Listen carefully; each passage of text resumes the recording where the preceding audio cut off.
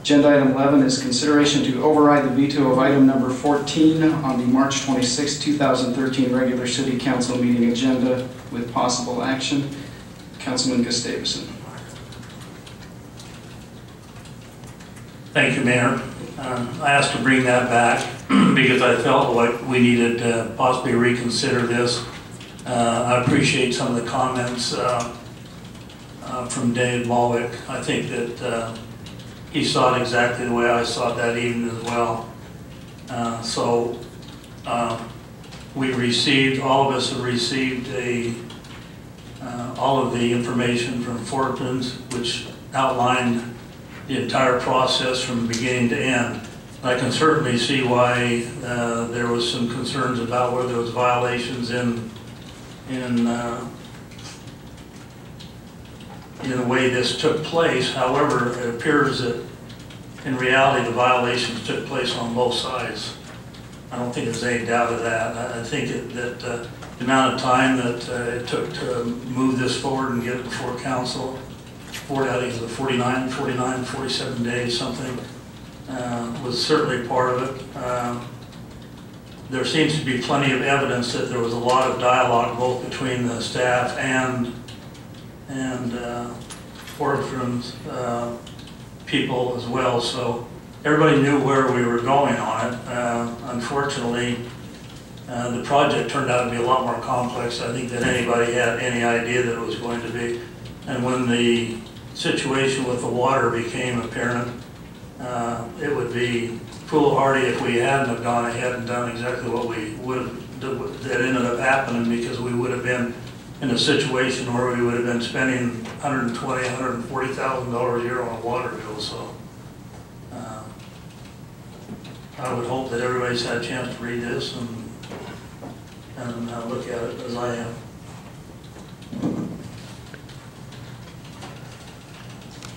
Any questions from council? Councilman Rasmussen. Yeah, first of all, I want to make sure that there's no misunderstanding here. I don't think there's any doubt that Forrester and Associates worked in the best interest of the city, nor do I think that staff didn't work in the best interest of the city. I think everybody was working in the best interest of the city. I spoke at the last meeting and I said, you know, I was in this, not that business, but an accounting business, and same type of professional services in the job arrangements letters and the engagement letters always contain the same language. It was defined the scope of the project, it limited the fees, and it required an approval in writing of changes. And I was led to believe, and part of this is my fault for not having had that contract in my hand at the time, but when we reviewed the contract, there was a clause in there that said changes must be executed in writing. That's a very clear contractual agreement, and it's an obligation on both parties. But it's the consultant's responsibility to get it in writing. Having said that, I also believe at that point, I think Mr. Wheeler absolutely knew the contract had that clause in it, but didn't stand up and say so, didn't admit to it. The mayor and the city attorney caught it after the meeting. Mr. Wheeler signed the contract knowing what the contents of the contract were, presumably. I agree to a certain extent that things get muddy, things get complicated, things get time pressured, things happen. But God knows this city's been on the bad end of some bad contracts. We've been on the bad end of a lot of them. And did we go crying and say we want out of them? No, we actually lived up to our obligation. They didn't have end dates, they didn't have triggers, they didn't have anything that a typical contract would have. And we lived with it, or negotiated our way out of it. Again, I'm not disputing that Forsgren and Associates didn't perform a lot of work. But I don't think that the contract clause, that it had to be in writing, was a mystery to Forsman.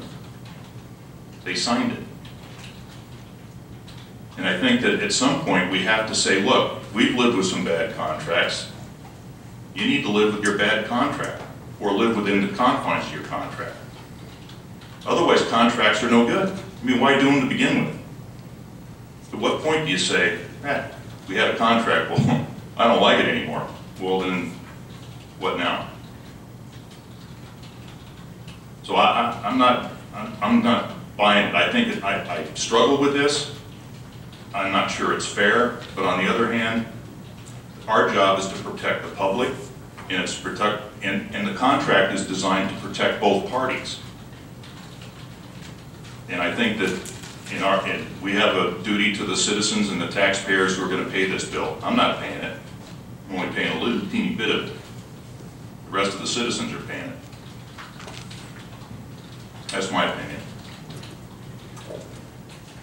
Councilman Withhelder. Thank you, Your Honor. As a point of contracts, I probably review as many contracts on a weekly basis as anybody in the city. And a contract is basically what it says. It's a contract. It's an agreement between two parties to perform certain functions and to agree to all those functions that are performed.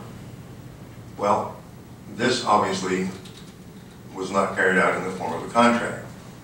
Secondly, we're giving away $35 or $36 or $37,000, whatever that number is, that didn't belong to us. It belonged to the people of Mesquite. It's not our money to give away because somebody, in this case, both sides, failed to live up to the terms of the contract.